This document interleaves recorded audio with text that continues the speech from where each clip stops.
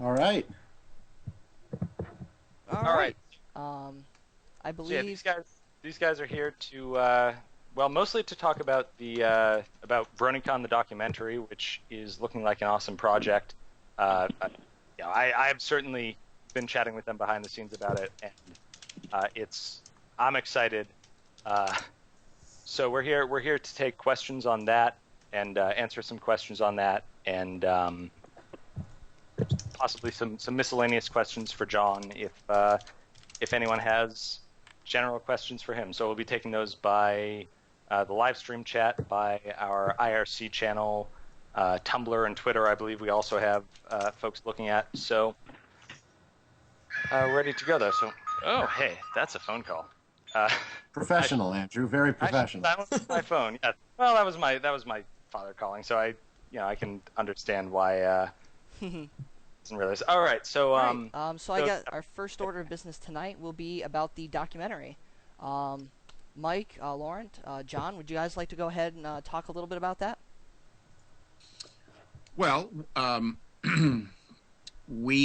I mean, what do you want to know specifically about it? I think there's a lot of curiosity going around the fandom right now. Just kind of the angle you guys are coming at it from, just kind of like a very general overview of what we can expect from the documentary. I think there have been a lot of people I know talking to me specifically who are like, "Oh, a documentary! It's going to be so cool! Like, what are you guys going to kind of be doing?" well, let me back up a little bit then, and say Right? how we got to the point of even doing something like this. I had done the voice for Discord on a cartoon show, which I really didn't know very well at all, frankly.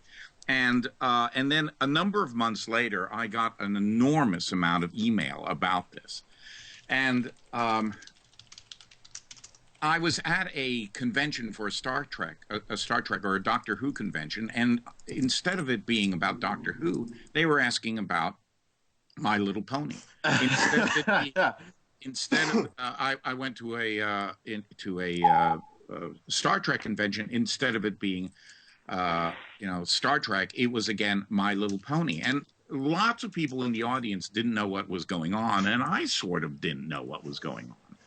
And it was really over a dinner with Mike at my house that I was telling him about what seemed to me to be sort of a strange phenomena. I mean, why in the world would 25 or 35 or 45-year-old guys mostly be watching a cartoon which was intended for, My Little Pony audience, which is a girl audience? Which is a fair And question.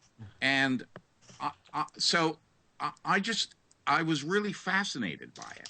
And so the first thing in which I did was I started to watch. I watched the first that two-part episode, and I went, "Oh, this is sort of interesting." And Mike kept on saying to me, there's a potential here for a documentary, and I was a little trepidatious about it, mostly because it's not my fan base, and I didn't want to be, encroaching on somebody. And after all, I'd only done one episode, for God's sakes, Well, two. uh, Let's be fair. or two. Okay, and then into that, Mike sent me a link to I guess it was a Fox News or some sort of news outlet, and I was really upset by the way in which they characterized the the uh, the bronies.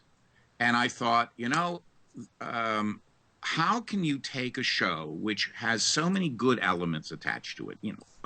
The elements of harmony, of honesty and Right. loyalty and friendship and what have you, and twist that around to make everybody look Bad. to bad and to ridicule them.